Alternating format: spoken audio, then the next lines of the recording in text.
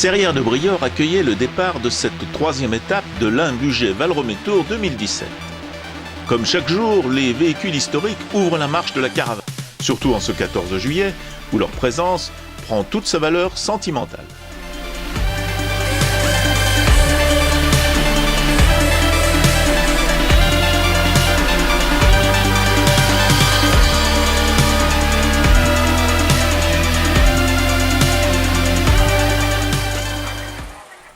Fermant la marche, les Miss attaquent leur bain de soleil, les Vénardes, à moins que le Vénard de ce jour soit leur chauffeur, Hervé Richard.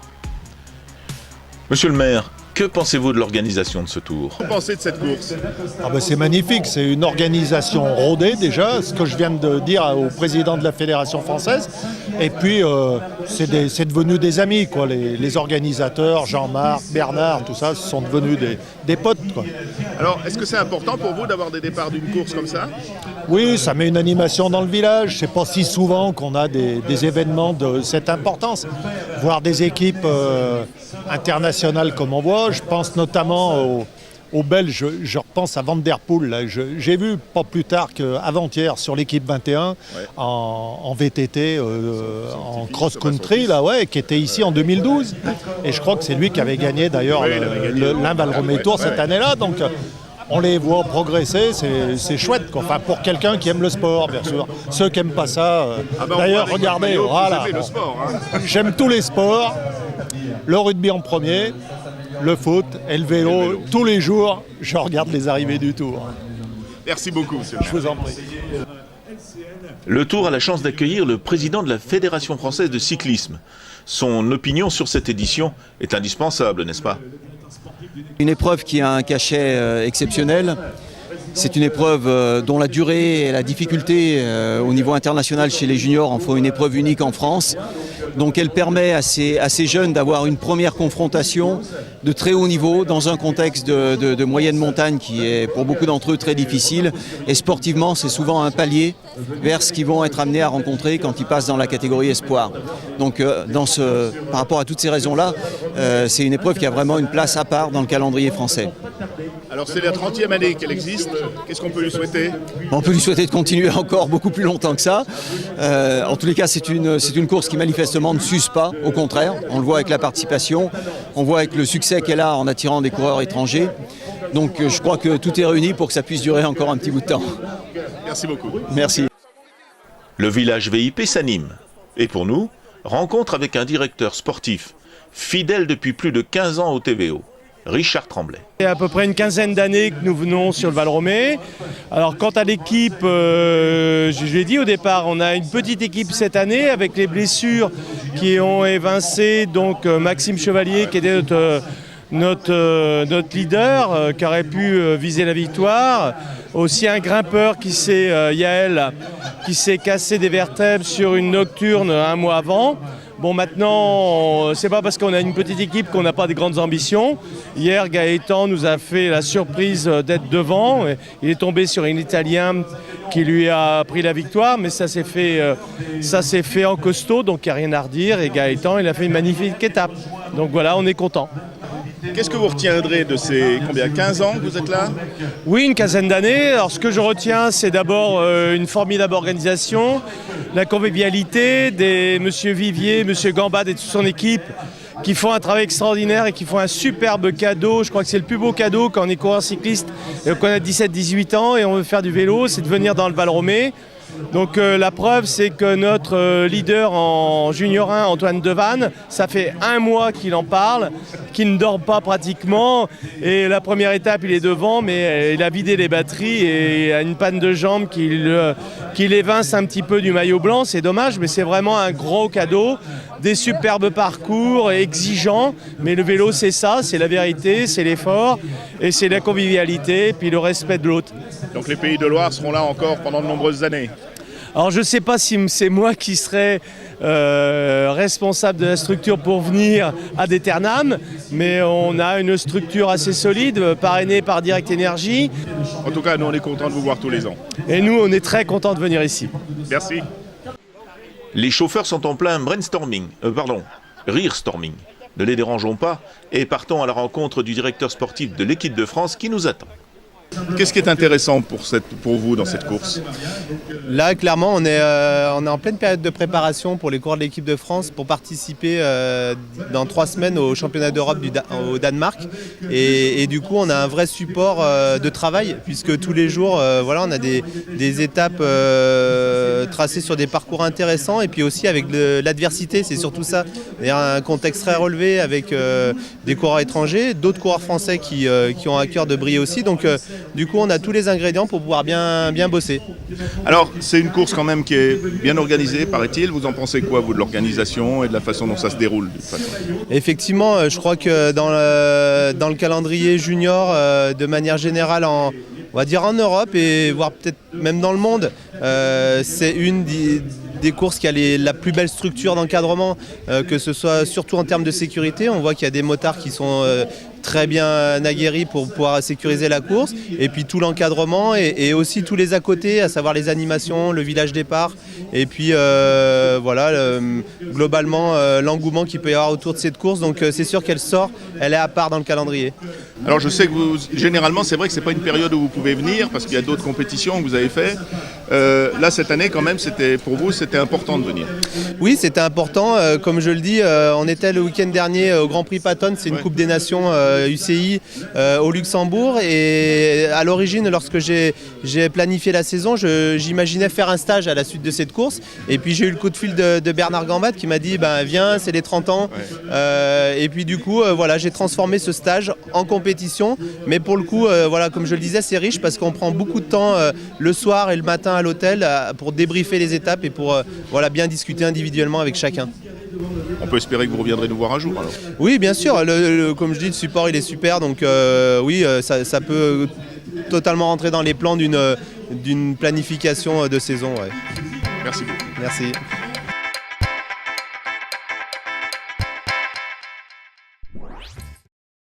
Ils sont donc 128 au départ de cette 3e étape de l'Ain-Bugey-Valromey-Tours. Très courte, 81 km 800, mais 2 cols de première catégorie au programme.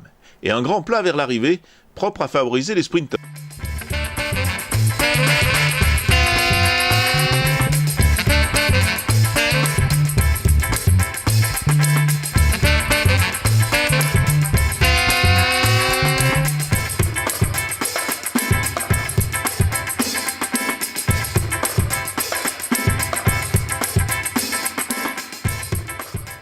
Pourtant, dès la première difficulté, à moins de 10 km du départ réel, le col du Mollard-Dedon, une échappée de 13 hommes lâche le peloton.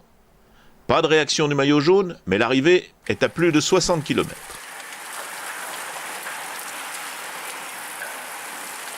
En queue de peloton, nous retrouvons entre autres Grelier du Crève, Holoco de Vigor, Sorbet de Haute-Garonne, Sable et Dénès du CCRNM, Chanson de Nantes-Atlantique et Lieven de Wallonie.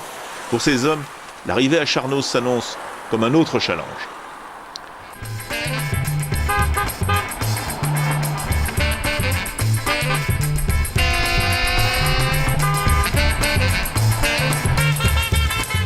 Ordonnaz et son sprint remporté par le Belge Kromek marquaient le début d'une partie de l'étape neutralisée. La direction de course avait su que la route, en forte descente, nouvellement goudronnée, présentait un danger pour des jeunes sportifs toujours intrépides et souvent peu conscients du danger.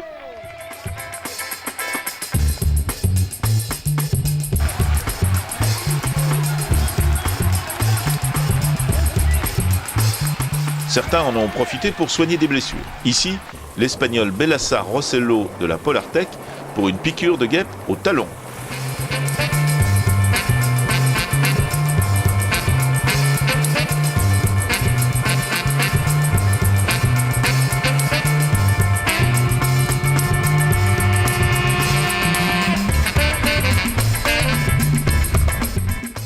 Après Arandas et tout au long de la descente, cette neutralisation permettait à certains retardataires de recoller au peloton.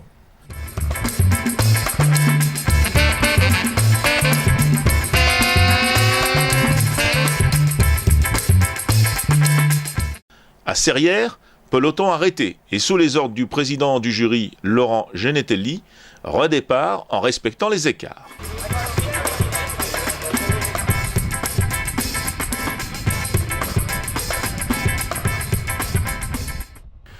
On aurait pu penser que l'interruption aurait gêné l'échappée. Eh bien, il n'en fut rien. Bien au contraire. Après Saint-Rambert en Bugey et à l'attaque du col du Nivolet, l'écart se creusait pour les 17 courageux.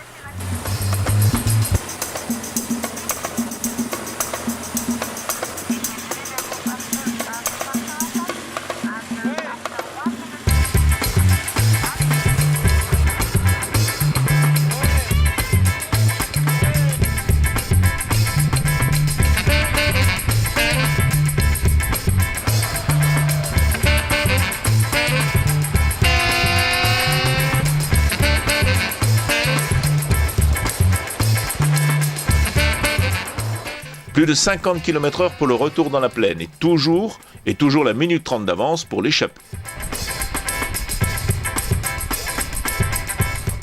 Un public pas du tout intéressé par le peloton.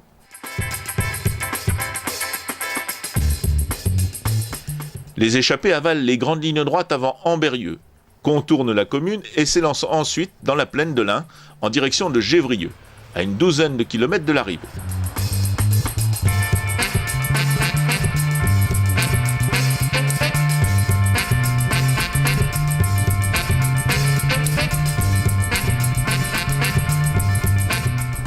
Parmi ces hommes se trouve le vainqueur du jour.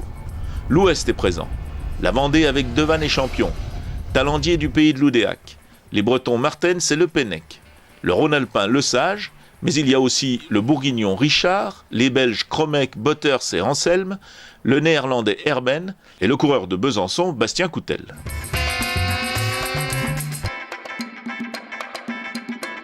La ligne d'arrivée est dans le parc du château de Messigny, où nous accueille le premier adjoint de la mairie de Charnoz-sur-Ain. On est une commune qui se trouve à, on va dire, un jet de cailloux de l'agglomération lyonnaise.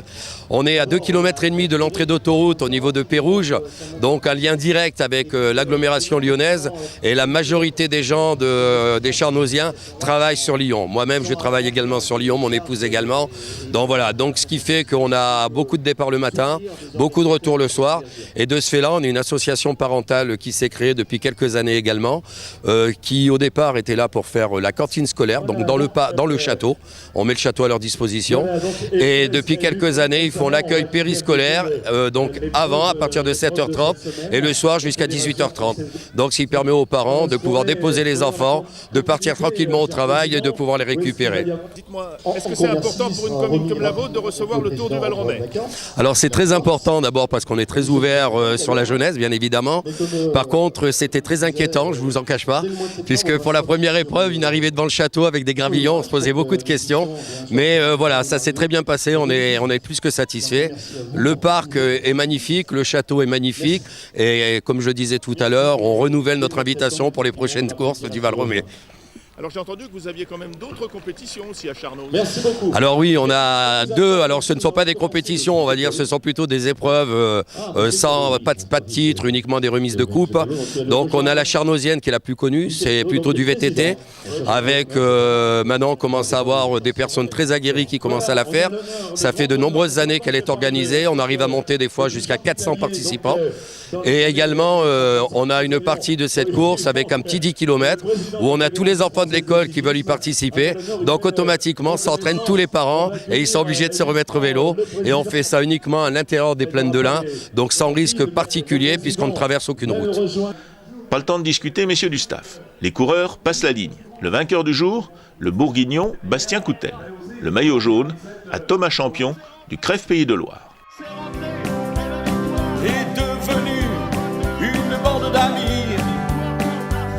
On retrouve les motards de la sécurité, sans oublier les départs et l'arrivée. C'était vraiment une super journée. On est parti dans le premier col, c'était un col qui faisait 12 km. Et j'ai réussi à m'échapper, on a pris jusqu'à 1 minute 30 d'avance. J'étais le seul bien classé dans les 20 premiers qui a réussi à sortir. Et ayant suffisamment d'avance, on a pu recreuser en repartant au deuxième tronçon de la course. Avec une super entente, on était un groupe d'une vingtaine de coureurs. On s'est tous bien entendus, on était minimum 2 par équipe. Et du coup, ça a vachement favorisé l'avancée de l'échappée. Clairement, je suis un montagnard, j'aime grimper et les sprints, c'est pas trop pour moi. Pas forcément une bonne journée, mais le fait que l'étape soit assez plate, ça va permettre, je pense, à l'ensemble des coureurs de se reposer un peu et éventuellement une arrivée au sprint. Donc, je viserai rien, mais j'ai la possibilité de garder mon avance au général. C'est dans la convivialité que se crée l'amitié. Et c'est ça le secret, oui, du TVO. C'est ça le vert du TVO. C'est la couleur des grimpeurs. C'est ça le vert du TVO. C'est l'amitié en couleur. C'est ça le vert du TVO. C'est la couleur des grimpeurs. C'est ça le vert du TVO. C'est l'amitié en couleur. C'est ça le vert du TVO. C'est la couleur des grimpeurs. C'est ça le vert du TVO. C'est l'amitié en couleur. Nous on t'attend au TVO. C'est l'amitié. Alors tu viens au TVO. Alors tu viens au TVO. Nous on t'attend dans le TVO. Nous on t'attend dans le TVO. Nous on t'attend dans le TVO. Avant-dernière étape demain pour les 123 rescapés, une étape pour les sprinters.